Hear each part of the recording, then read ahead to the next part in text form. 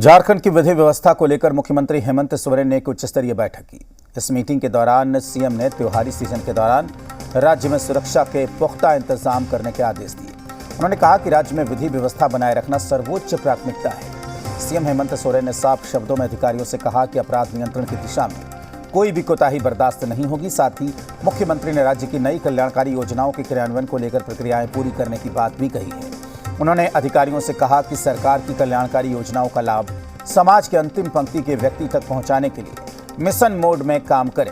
मुख्यमंत्री ने बैठक में झारखंड आरक्षी प्रतियोगिता परीक्षा और झारखंड उत्पाद सिपाही प्रतियोगिता परीक्षा प्रक्रिया की पूरी जानकारी ली। उन्होंने आरक्षी और उत्पाद सिपाही की नियुक्ति प्रक्रिया जल्द से जल्द पूरा करने का निर्देश दिया।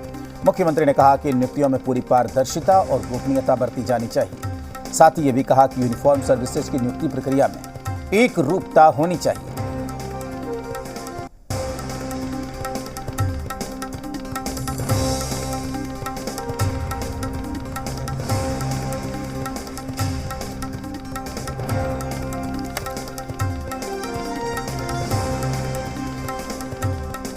तो आपको बता दें कि पूरे झारखंड में भय मुक्त वातावरण हो, इसको लेकर यहां पर मिशन मोड में काम करने की बात कही गई है।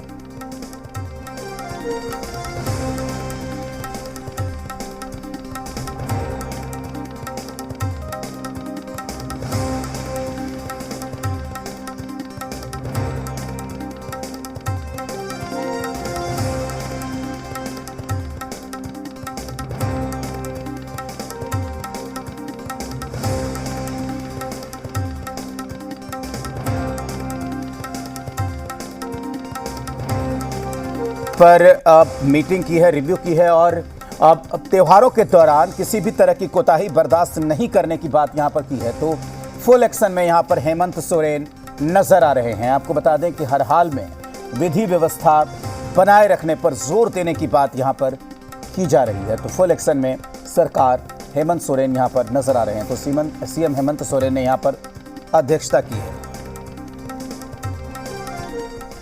और जी मीडिया संवाददाता कामरान इस वक्त हमारे साथ जुड़े हुए हैं। कामरान से बात करते हैं। कामरान, जाहिर सी बात है कि मुख्यमंत्री हेमंत सोरेन इस वक्त एक्शन में नजर आ रहे हैं, और क्या कुछ हुआ है मीटिंग में?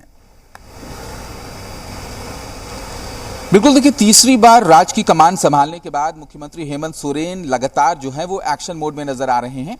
तमाम अधिकारियों के साथ लगातार बैठकों का जो दौर है वो चल रहा है।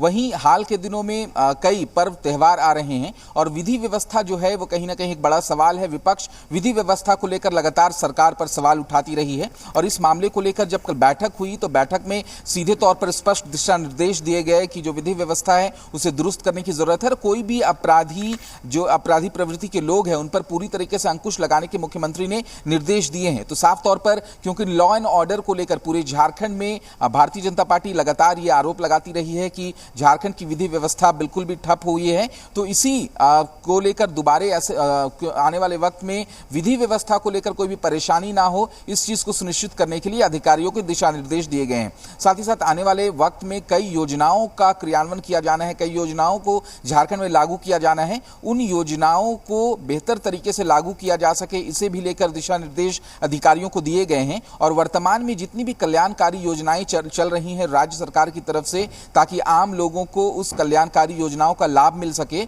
उस योजनाओं की हकीकत क्या है, धरातल पर कितनी योजनाएं पहुंच चुकी हैं और अगर धरातल पर नहीं पहुंची है तो क्या परेशानी आ रही है, ताकि लोगों को अंतिम व्यक्ति तक लाभ जो है वो पहुंचाया जा सके। तो तमाम चीजों को लेकर मुख्यमंत्री ने दिशा निर्देश दिए हैं और आने वाले वक्त में क्योंकि झारखंड में चुनाव होने हैं, मुख्यमंत्री हेमंत सोरेन ये चाहते हैं कि चुनाव से पहले तमाम व्यवस्थाओं को दुरुस्त कर लिया जाए, लॉ एंड ऑर्डर को दुरुस्त कर लिया जाए और जितनी भी योजनाएं लोगों के लिए चलाई जा रही हैं उन योजनाओं का अंतिम व्यक्ति तक लाभ पहुंचाया जा सके। तो तमाम चीजों को लेकर बैठक बुलाई गई थी। बैठक में तमाम अधिकारियों को दिशा निर्देश दिए गए हैं। जी हाँ, बिल्कुल कामरान, तो जाहिर सी बात है कि लॉ एंड ऑर्डर को लेकर ये बड़ी बैठक थी। दूसरी बात यह है कि ये भी कहा गया है हेमंत सोरेन ने कि किसी भी किस्म की कोताही बर्दाश्त नहीं की जाएगी।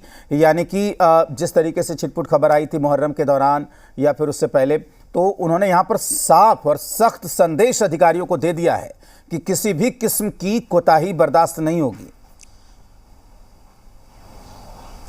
बिल्कुल देखिए, लॉ एंड ऑर्डर पर सीएम को सख्त होने की इसीलिए जरूरत है क्योंकि लगातार ऐसे ऐसे मामले राज्य के विभिन्न कोने से निकलकर सामने आते रहे हैं और हालांकि सीएम ने पूरे मामले को गंभीरता से लिया है और अधिकारियों को दिशा निर्देश दिए हैं, साथ ही साथ सख्त निर्देश ये दिए हैं कि किसी भी तरीके से लॉ एंड ऑर्डर की में कोताही बर्दाश्त नहीं की जाएगी और जो भी अधिकारी इसके लिए जिम्मेवार होंगे उन पर कार्रवाई करने से परहेज नहीं किया जाएगा। तो एक तरीके से सख्त चेतावनी दी गई है। मकसद ये है कि राज्य की लॉ एंड ऑर्डर की स्थिति जो है वो बेहतर हो सके, साथ ही साथ जो योजनाएं हैं इन योजनाओं का क्रियान्वयन किस तरीके से हो सके, तमाम चीजों को लेकर अधिकारियों को दिशा निर्देश दिए गए हैं।